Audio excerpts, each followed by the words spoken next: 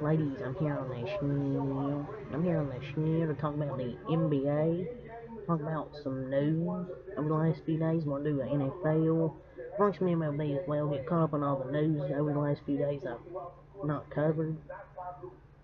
Let's get around to it. So, first thing we'll talk about is Jay Crowder. So, basically what the Phoenix Suns want in return for Jay Crowder, what the Phoenix Suns are looking for. They're looking for a power forward in return for Jay Crowder, per ESPN's Brian Windhorst. So per Brian Windhorst here, the Suns are looking for a power forward in return. And Suns are missing CP3 and a legit power forward. Um,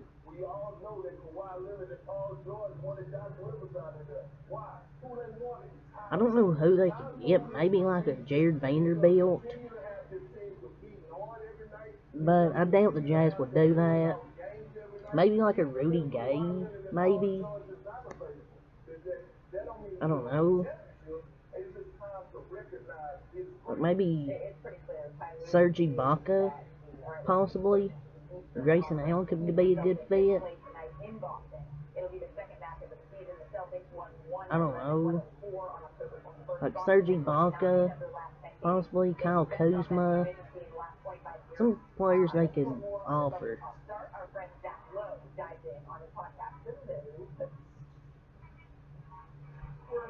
James Harden is likely to return next Monday in Houston, so James Harden is currently injured, but he's likely to return next Monday in Houston per Shams Charania. So per Shams, James Harden, he's likely to return next Monday in Houston, so that should be interesting. When James Harden returns to Houston right there.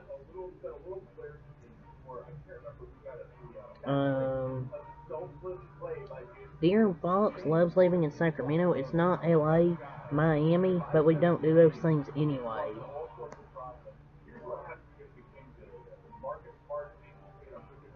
So it's via Jake L. Fisher. So Sacktown is pretty decent city. I mean, LA's kind of just trash.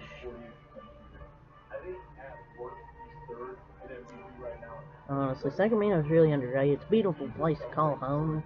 It's diverse and chill. I've never been, but I'd like to go to Sacramento one day. It's a great city, and their city's only getting better. And that's why he wants to stay living in Sacramento, because it's better than like LA or Miami. So I understand what De'Aaron Fox understand what he's saying here. Some more news on Jay Crowder. Here's some more teams that are expressed interest. The Hornets, Nuggets, Wizards, Timberwolves, and Knicks are among the teams that express interest in Jay Crowder. Now, as I mentioned, like a player on the Wizards, they need a legit power forward that can create his own shot as well. Kyle Kuzma can do that. He can create for his teammates and can create his own shot.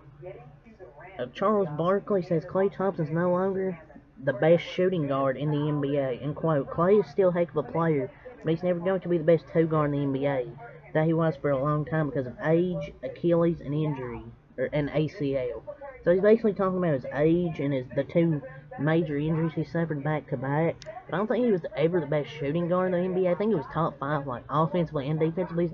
Defense has declined obviously not because of age. I mean, it's not really because of his age, it's because of the Achilles and ACL injuries, two big injuries that kill your defense. He's still really good offensively despite having an off night last night. He's been killing the last few games before last night. I still think he was never the best shooting guard, but I think he was top 5. I think he's probably the best two-way guard. Maybe that's what he meant. Like, he's not only the best two-way guard. So I think he's the best two-way. I don't think he was the best overall. Probably was James Harden. But Klay Thompson's still a heck of a player. Next game, Klay Thompson's going to go off after he hears this quote.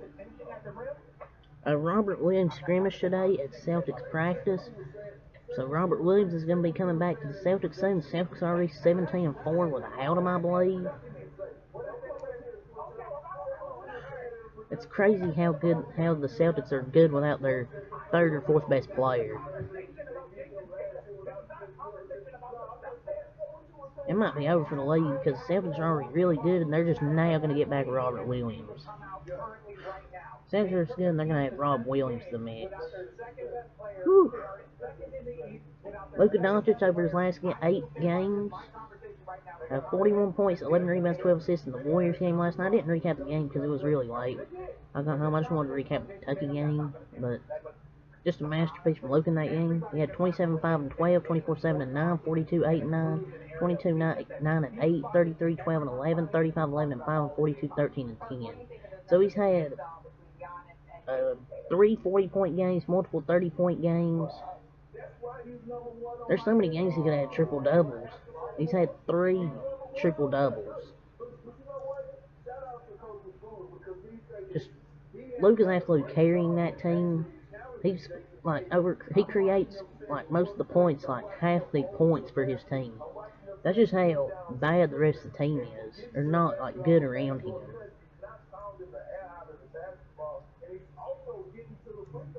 Career 40-point games last night marked Luka Doncic's 20th 40-point career game, now tied with Dirk Nowitzki for career 40-point games in Dallas Mavericks history. ESPN and Kings play-by-play announcer Mark Jones under fire for liking a tweet insinuating Stephen A. Smith is a coon. So, Stephen A. Smith is often the one making headlines with his strong opinion personality. But Mark Jones is under fire. I don't know how people find this stuff, like liking tweets. I guess it just pops up on your feed that, oh, this person liked this tweet. But that's crazy. Nothing will probably come out of this, but I just thought that was a little bit spicy right there. Mark Jones under fire right there from probably people on Twitter, I guess. So, yeah, LeBron's former teammate says he's no longer Lakers' best player and needs to take a backseat to Anthony Davis. So, Kendrick Perkins believes Anthony Davis is currently the best player on the Lakers. And he's not wrong. He's been their best player this season, put up the best stats. I mean, AD can't create for others, but he needs to start demanding the ball down low because he's dominant in the paint. He's been dominant this year.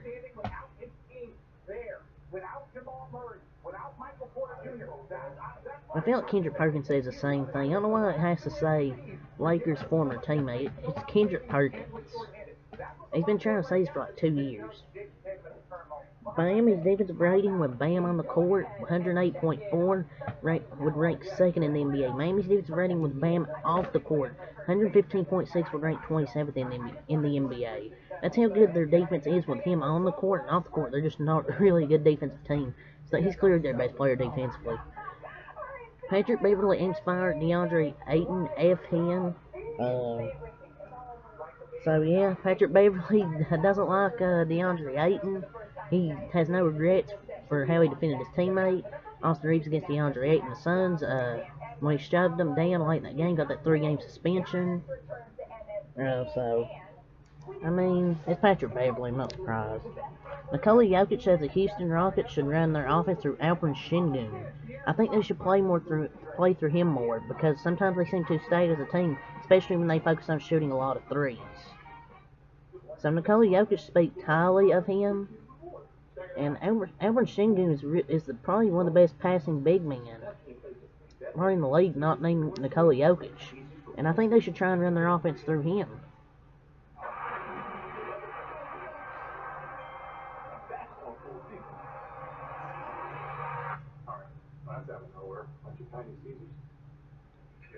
He has a special ability for big man. His passing prowess is something that should be in order to create a more dynamic offense instead of just being a stagnant offense, trying to shoot threes. That's some good words from Mr. Nikola Jokic. Obviously, we talked about Patrick Beverly. Patrick Beverly boasted his value to NBA teams. I don't know what value he's trying to boast. I don't know what value Patrick Beverly's trying to boast here. There's no value, and he knows he's going to get traded to some team, but shooting, his true shooting percentage this year is 40%. He's averaging 4 points, 3 rebounds, 2 assists.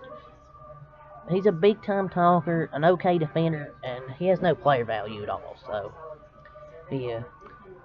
Malcolm Brogdon says he's never been a part of a team like the Boston Celtics. Nothing close as a treat for any NBA player, and he's right. I mean, he's never been a part of a team like this. I mean, sure, he was on those Bucks teams, but the Bucks team is, like, way better now than when he left. And the Boston Celtics are 17-4, and they're just now getting back Robert Williams. This is just such a deep team. Chandler Parsons says DeMar DeRozan is not a top 15 player. I think he's more in the 30 to 40 range. And he answered a question. He's right about the yes or no part of it. All of these guys have been better than DeMar. There's 15 more players better. DeMar DeRozan's not a top 15 player, in my opinion. I mean, maybe top 20 or 25.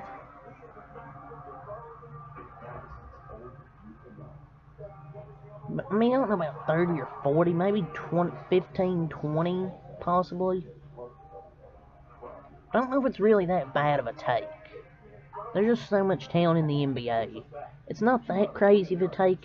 It just determines where you'd have him in your list. Maybe top 15, 20, 25 player. Report NBA owners are against expanding All-Star rosters to avoid paying bonuses to players. I think they should expand it. Like, there's too many snubs in the All-Star game. It should be expanded back to when they were way less than 30 NBA teams. They still have the same amount of All-Star selections. So there's already players that sit 90% of the game. Also, if you're against it, so maybe there's no need to expand, but yeah. Warriors executives bothered by athletes using the term Mamba mentality. You're not him.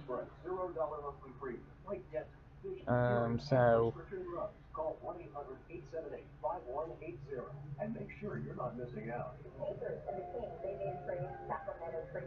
Depends on the context.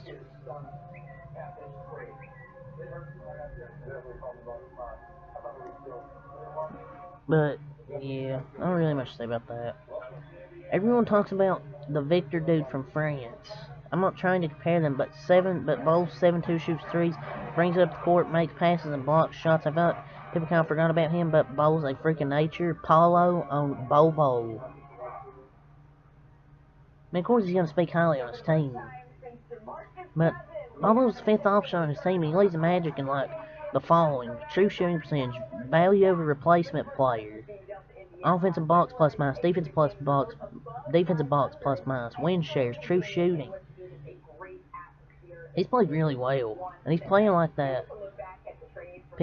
Playing as good as we thought he would. First few years he really struggled, but now this year he's balled out. Herb Jones defense on Shai Gilgeous-Alexander. A few nights ago, 2 of 9 shooting, 4 forced turnovers, 3 blocked shots. Herb Jones is one of the most underrated defenders in the league. And so is OG Anunoby. He's held Donovan Mitchell, Luka Doncic, Kevin Durant, DeJounte Murray, Jimmy Butler to bad shooting, multiple turnovers. That's defense player of the year type stuff right there. Tyrese Halliburton over his last 3 games, 14 assists, 11 assists, 15 assists, and no turnovers in any of those games. He's averaging like 20 and 11 on 48% shooting.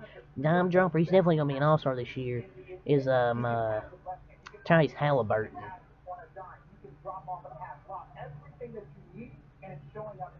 Joel Embiid over his last 5 games is putting up 38, 7, 32, 9, and 6, 32, 11, and 8, 59, 11, and 8, 42, 10, and 6.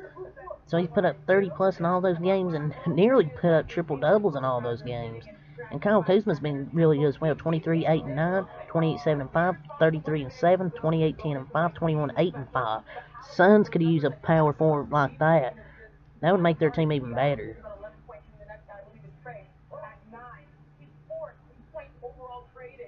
The Lakers are waiting for their phone to ring regarding potential trades. But we'll see what the Lakers do. But that's all I'll say for CMs, and that's my blog. Peace.